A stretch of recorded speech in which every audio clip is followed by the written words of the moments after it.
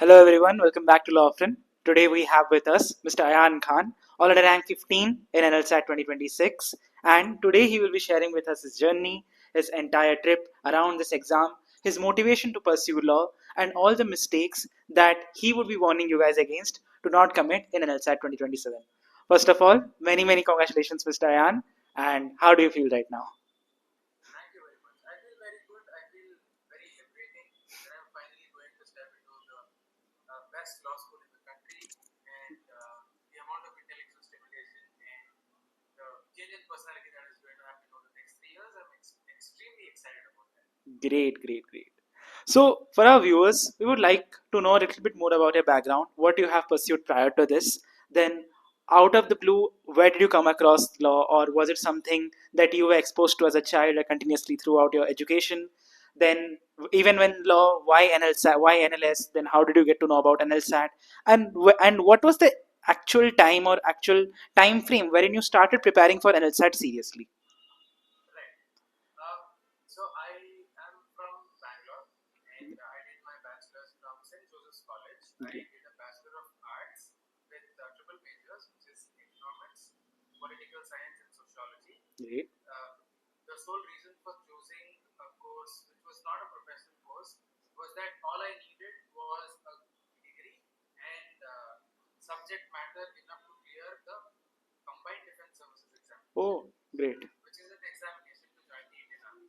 So, which is after my graduation, I did work for 2 years in Great. corporate, and during this time, when I prepared for the CDS examination, Hmm. I was able to clear it, and I joined the army and served for a year as Great. an officer. Unfortunately, during one of the training sessions, I injured my spine. I was Oh, hospitalized for 3 months, and due to which I had to be let go on because of medical reasons in the Indian Army. But when I was preparing for the Combined Defense Services, there is a book called Indian Polity. hmm. M. Lakshmikant, I presume. Yes, by M. Lakshmikant. So the entire book, which is such a thick book, Hmm. was a requirement for the examination. Okay. And naturally, I did come from a political science background, Hmm. but studying constitution and polity was something which was a little different with a perspective of political science. Hmm. But it was not just about theories, it was about the law itself and how the state runs it, stuff like that. And that is when I understood the power of law Great. in every person's life, especially those who are oppressed, who cannot help themselves. It is the law that empowers them. And it was then that I decided that if the Indian Army is not working out, I would be a lawyer. I would study law. So this is the third time, fortunately, that I have cleared the National Law School at test. Okay. I have cleared it twice earlier. Oh, The first time, the first time I cleared it, I got a call for joining the Indian Army, so I chose that. And the second time, I still had a lot of documentation pending from the army.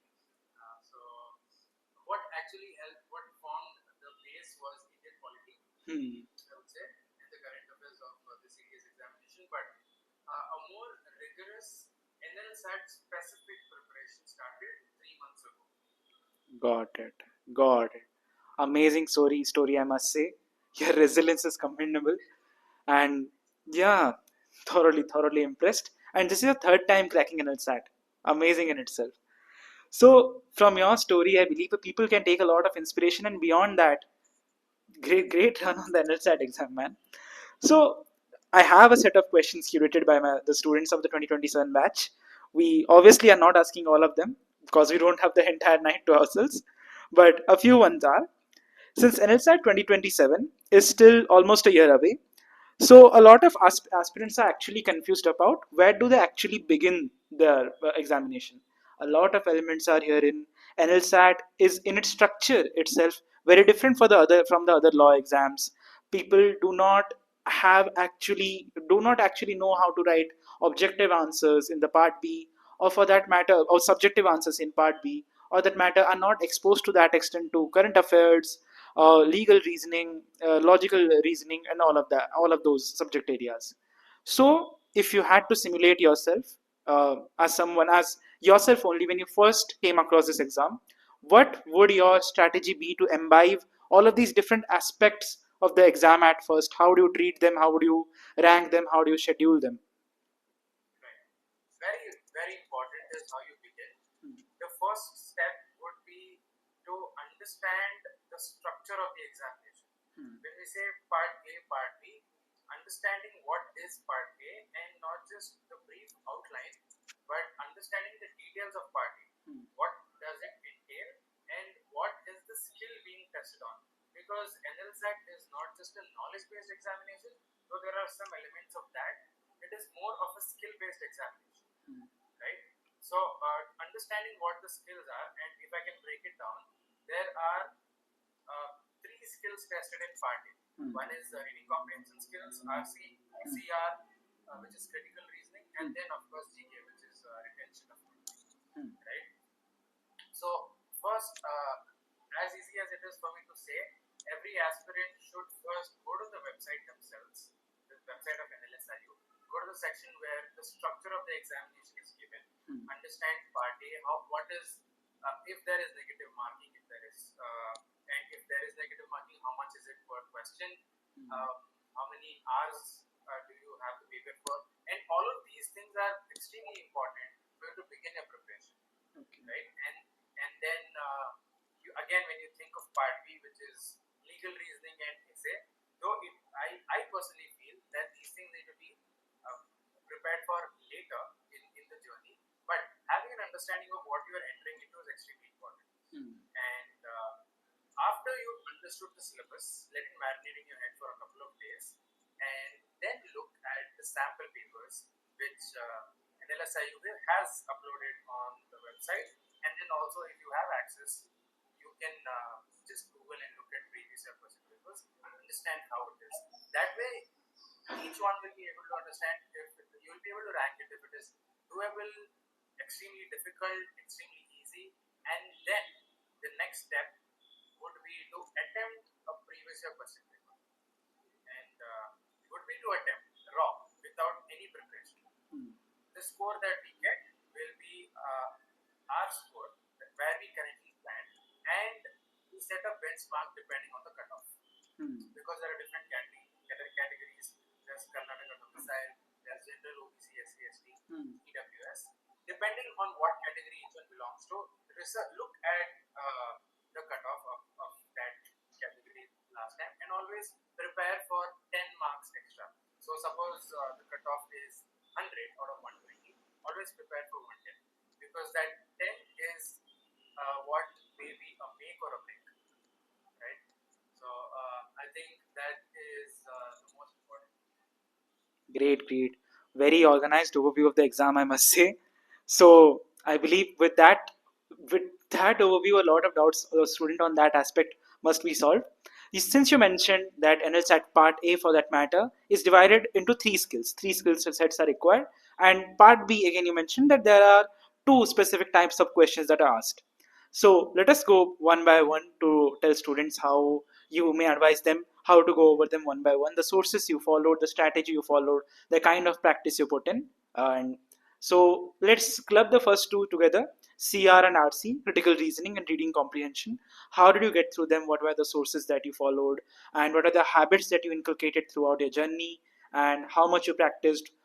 Did you practice them early on and kept that skill set to be learned for the later half of the exam? How was it? I personally think RC and CR is the backbone of this examination. If you are not able to score well in RC and CR, this exam is not going to be easy for you. And so the better you get at RC and CR, the more chances of you clearing the examination. So how I did approach this was, I did not choose a specific package or anything of that sort. I went to the bookstore.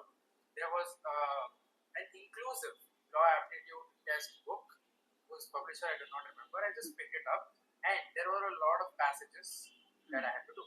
So I started doing the exercise. Now, when I started doing the exercises, RC is divided into different kind of questions, and different kind of questions also have again different subset skills. For example, it can be a reference from the comprehension itself. It can be the primary purpose or the main point of the passage, and it could be inferences, it could be assumption. What I did was I went with one question type at a time, did at least 30 passages per question type. What and 30 is the max number that I did. So in the first, I took 5 passages at once, tried to solve it in 1 to 2 hours, and then at the end of it, saw where I was making mistakes, and I noticed a pattern. And there is, because our mind thinks in a particular way, everyone's, we make mistakes also in a pattern. So identifying the pattern of what kind of questions I do get confused in, and fixing it by seeing the explanation of what the correct answer should be, the correct way to think. And so I did question by question. First, I finished RC, and that gave me confidence. And then I went to CR, which is slightly trickier than RC. It is more mind bending and twisting. Same strategy again. Go question type by question type, and give yourself time, I would say. Don't be in a hurry to do RC and CR. These are things that doesn't happen overnight. You need at least 15 days to a month to be comfortable in it, to be able to score decently enough. To excel in it will take more practice. And until then, do not touch anything apart from current affairs here and there, which mainly was newspaper in my case. Okay. Bringing on to her second questions only. Since you mentioned that newspapers were a primary source, first of all, really well explained the RCCR part. Even I got a few insights that I'm going to preach from this moment on. So, coming to the current affairs part, you mentioned that newspapers were a primary source of reference. How did you actually study from them? What were the news you actually picked up from the newspapers? What were the news titles that you purposefully let slide and thought that okay, these might be not that important? And how did you revise them? Did you make notes out of them? What was the entire process? And given your entire process of studying for current affairs and GK for the NLSAT 2026 exam and what was essentially asked in the exam, how would you review or give your opinion on what is the CA section of NLSAT? As far as the way I started with reading newspaper was the first few days, at least 10 days, was me getting accustomed to be able to understand what is happening in my city, state, country, and the world. Now, after I was comfortable with going through the newspaper in an hour or two, what I did was I understood that just my city news is not important for this examination at all. But there are certain sections of my city, the news, that may become national headlines. So this aspect first, and similarly for the state, if something is happening in my state, Karnataka, which is very big, so that it makes national headlines, and you read that, but do not read everything else. There is no need to understand what a particular district's voter turnout was. That's not important for this examination. And then the most important part I felt was factual news, because I feel NLSAT gives specific questions. It could be who was the recently newly elected president of a particular country. Got it. Or it could be a particular summit, SARC summit, or a conference was held. So which city was it held? So it is going to be factual information. Therefore, the global news, the world part of it, that page becomes extremely important. And because it's not explained in detail, it is also very easy to catch up on. That's first. Second, with regard to the country, there's a lot happening, and it is usually complex because of a demography. So I did focus on what is happening in the parliament and why certain bills are being tabled and certain bills are being opposed and stuff like that. But I kept away from the petty politics part of it as to people quarreling and all of that. But I did keep in mind as to who's being elected and who's being thrown. So the parliament part becomes especially important because this will help one in part A as well as part B. Essay writing. God. So that is how I approached, and I would say that part A, current affairs, is purely factual. So focusing on the facts Making not making elaborate notes, but bullet points and highlighting. Say Turkey's new president is so and so. Hmm. To highlight his name is over there. Got it. Perfect, perfect, perfect. A very great overview, a very great analysis of part A and the process therein to ace that. Now moving to part B. So part B again has two specific types of questions.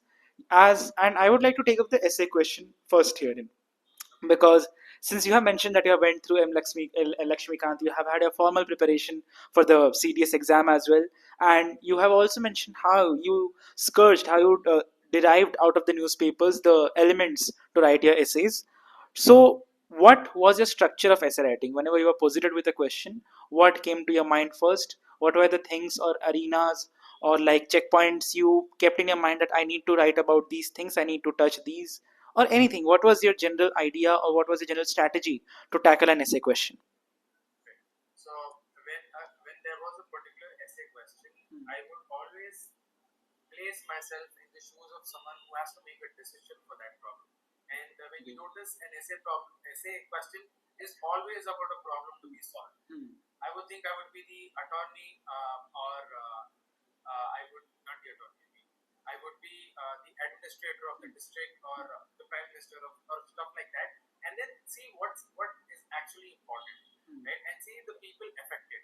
Now, once I start to think on these lines, I would get certain points, and I would usually divide it because I have a formal training on economics, political science, and sociology.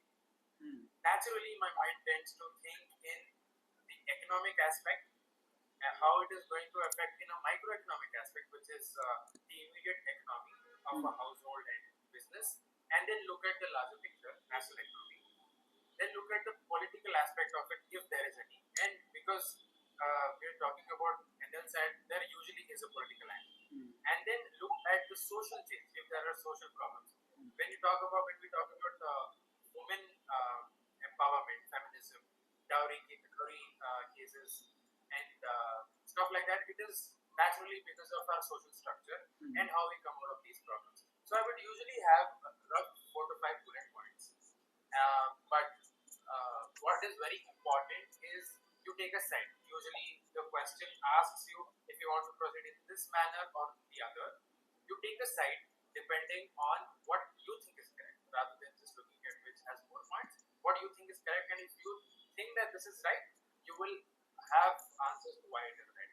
Then you just, as you start writing, you will get these answers. And another skill that comes with practice at the end is how you beautifully blend these bullet points into a paragraph and conclude it, because conclusion is as important as the entire word. Great, great, great. Got it. Got it. Amazing, amazing insights. So, deriving from this, since you have to write, because NLSAT in itself is such a very complex examinations, you have to first go through thousands of words of comprehensive passages, then tackle questions for very complex questions on that. Immediately, without a break, you are thrown into legal answer writing, something that is completely different from the type of exams you. It is essentially writing two exams in the same amount of time. You are immediately thrown into legal answer writing, then immediately thrown into essay writing. All of this in a very crunched space of time. So, how do you tackle all of this? How do you shift your mind over these all of these blocks of the exam, and how do you transfer yourself from part A to part B legal answer writing if you follow IRAC at all? And what is your entire strategy for part B legal answer writing? I definitely do follow IRAC because I feel like it's the most structured way to go about this. And I've also heard that that is how things work in law school. That's the way to think. So following IRAC really did help me. But you were right when you said that it's almost like attempting 2 to 3 examinations at one go. As far as Part A is concerned, a lot of competitive examinations are like Part A. So this can still be prepared. But and also essay. People who have some people who come from humanities background will be able to do essays more comfortably than people who come from science background. True. That still means people from science background can do it, beautifully as well. All it takes is practice, right? And to be able to do partly legal reasoning, that section, I don't think there is any examination in the country that has this kind of questions. And these are not easy questions as well. These are challenging ones. Um, how do we do it is we'll have to build mental stamina, and the only way to do it is by practice, a lot of practice. Trust me, even coming from the army where we work for 16 to 20 hours on the field, when I started to attempt this examination, I did feel mental fatigue. I felt like I was zoning out by the end. So it happens. It happens for the first 5 attempts. But after you do your 5, 6 mocks, your mind gets adapted, and there should always be a strategy that everyone follows in terms of which kind of which section you want to attempt first. In my case, I always attempted part A because I felt reading comprehension required more focus for me, and it would waste time otherwise. And then I went to part B, which was part B, legal reasoning, and then I did the essay because I felt that essay should be more qualitative rather than quantitative, and me missing out on certain questions in legal reasoning would be worse than me missing out on a couple of lines in the essay. So I went exactly as the exam was, and I was able to complete my test in NLSAT 2026 at exactly 2 hours and 29 minutes without leaving anything. Great, as it was intended. Great. So now that since you also teased about mocks and strategies, I believe our substantive part about dealing with particular sections and skill sets of the examination is done. Let us go on to the soft skills that are required to manage the preparation essentially. And thus, we are here at the final three questions of our session. Starting with the third one is, what exactly was your time management strategy throughout the mock? What was it in practice? Did you have a clock? Did you have a watch? How did that transcribe into the examination? How much time did you assort to each of the sections, each question of part B? And second, in this limb only, how do you analyze your mocks? What importance do you ascribe upon mock analysis? How do you analyze them? How do you keep a track of your mock scores? So on and so forth. As far as time management is concerned, the first 5 mocks which I gave, and one should always, I did it this way and I felt it was very effective. Only when there is subject clarity, once you are able to understand and to ask CCR, and you are able to do your legal reasoning answers and essay, once all of the package is complete, you start attempting mocks. And yes, you definitely need to do your first diagnostic mock to know where you stand, and then you start working. And when you start taking these mock 1, 2, 3, 4, 5, I personally feel if someone is serious about getting in NLSIU, they need to take up at least 20 mocks. And right. So the first 5 mocks should be untimed. And when someone starts doing mocks, I would say that the first mock you're going to score average marks, and mock 2, 3, 4, 5, maybe even 6, you're going to go down. But after that, there will be a steep increase in your marks, and you'll just be going there, and then you will have a consistent score.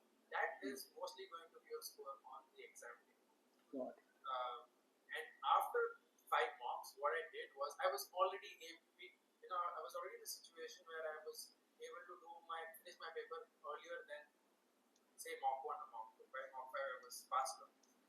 From mock 6, instead of keeping a timer or a stopwatch, I actually just followed the clock, because even on exam day you're not going to have access to a timer or a stopwatch. All you're going to have access to is an analog clock, right? So I would, if I was starting at 9:40, I would finish it in 2.5 hours. So 10:40, 11:40, 12:10 was my deadline, and I just did that. And what also happens then is, because you cannot control a stopwatch or a timer. Say if you have a timer, I tried this as well. When I had a timer or a stopwatch, and I felt that I could pause my exam mock, would get something else done, but the time is not going to pause. And the other thing, even on the days when I wasn't pausing it, I would feel a certain kind of pressure because of the timer running out. But because we know how 2.5 hours are going to go on the clock, it is more swift, I would say. And I Great, great, great. That's a great insight, and that's a great way to see it actually. About this particular part of mock analysis, did you keep? Mock analysis. Um, I think the mock analysis itself is twice as important as doing the mock, Hmm. because if one is just doing the mocks, you are able to practice, but you're not really improving. Hmm. So the mock analysis is extremely important, and I haven't seen a lot of people break it down as to what needs to be done. So let me share a few things of what I did. Hmm. Once you have finished your mock, divide every section into subsections the way you prepared. Got Right? So if you're dividing your questions into RC, CR, and GK, which includes current affairs, so you have three different sections, and legal reasoning and essay obviously come along.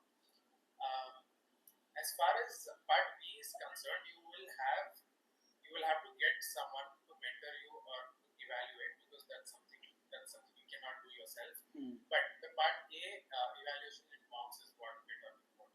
So you take the answer key, you see what you have scored, and then you see your breakdown. You make like a pie chart. You divide it into three sections: RC, CR, and GK, Hmm. and you focus on what kind of questions. Again, breaking down RC again, like how we did in the beginning. What kind of questions am I making errors in? What kind of questions are my strength? And on that basis, when it is your strength, you don't have to worry so much about it. But being strength in one paper is not enough. It has to be consistently. So wherever you're making mistakes, go back to that textbook or the content you first learned it from, and then you won't have to start from scratch. You just have to make a few tweaks here and there. But those tweaks which take a lot of you know focus, attention, and it needs to be done in a very calm manner, without any hurry to do more mocks.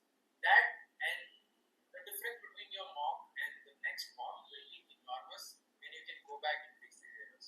It's just like when an athlete has an entire tournament, say IPL or PL, if a player just keeps playing matches and taking rest activity, nothing is going to happen.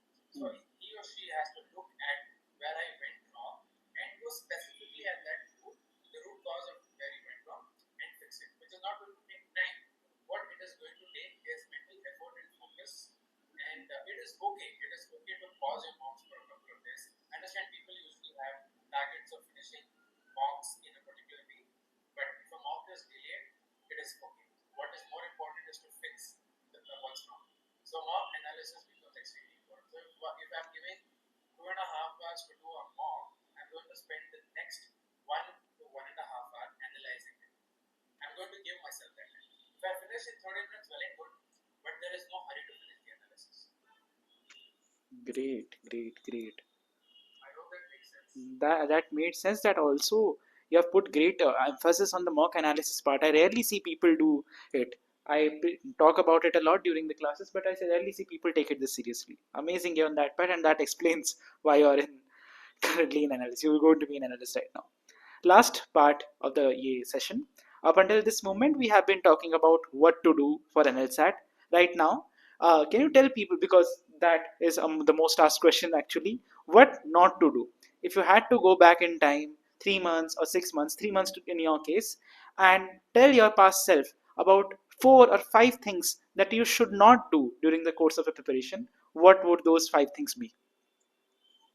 I think the most important thing, what not to do, is to break your routine or to skip the time you have set for yourself. If you have decided that 9 a.m. is when you're going to do your mock, let the world wait, do it at 9 a.m. Because 9 becomes 10, 10 becomes 12, and then you don't have the energy. Right? That is extremely important. I know it's not talked about a lot, but like you mentioned in question one itself, our habits are extremely important. So fixing hours of study, I would say every candidate may not necessarily require to fix daily hours, but weekly hours are very important. And at the end of the week, on a Sunday or a Saturday, you sit down and you look back at was I able to put in those hours? And what not to do if you have not put in those hours is not to stress. I feel there were times when I would be low during my competitive examination preparation in all these years, and that would happen only because of anxiety, right? So the moment you're anxious, just sit down and for the next 30 minutes, do what you think should be done next. Take the next step. So what not to do is not to stress, not to be in a hurry to finish the syllabus. Take one step at a time, and of course, not be. And there is a fine balance between being overconfident that I will clear this, and being extremely underconfident that this will never happen. Not doing both of these things, but understanding that this is an examination that an average human being can clear. I am an average human being, right? But this can be cleared only with a certain amount of preparation, and this amount of preparation is usually more or less always, when you ask anyone who's cleared it, even yourself, you will say that it comes down to the hours you put in. The more hours you put in, quality will also come with the hours. So I would say it's a mixture of what to do and what not to do, but yes. Great. With that, guys, this was the end of our session. Once again, thank you so much, Ayaan, for agreeing to this, for explaining your entire journey, the do's, the not to do's so well. Your insights on mock analysis, your insights on the entirety of the preparation, I believe would be really helpful for the people of the 2027 batch. And it would obviously be, it would genuinely and surely be. With that said, once again, many congratulations for clearing NLSAT 2026. So very good to see you at NLS. And as we always say before we go, and today we would like to say I would like you to say, aim to be. This is like our tagline. Aim to be. This is like our tagline. You want me to say? Yeah. Thank you so much. Are you preparing for 3-year LLB entrance exams but feeling overwhelmed and unsure where to start? Do you struggle with finding the right resources, guidance, and clarity, all in one place? Tired of institutions selling just mock tests or rebranding old materials meant for other exams and charging a fortune for it? Introducing Lawfren, your one-stop solution for 3-year LLB entrance exams. Lawfren brings you cutting-edge tools to supercharge your preparation. With our exams portal, you can participate in live All India tests and instantly see your rank, giving you real-time insights into your performance. Practice questions on individual topics, sharpen your skills, and get exam ready with confidence. Lawfren, aim to be.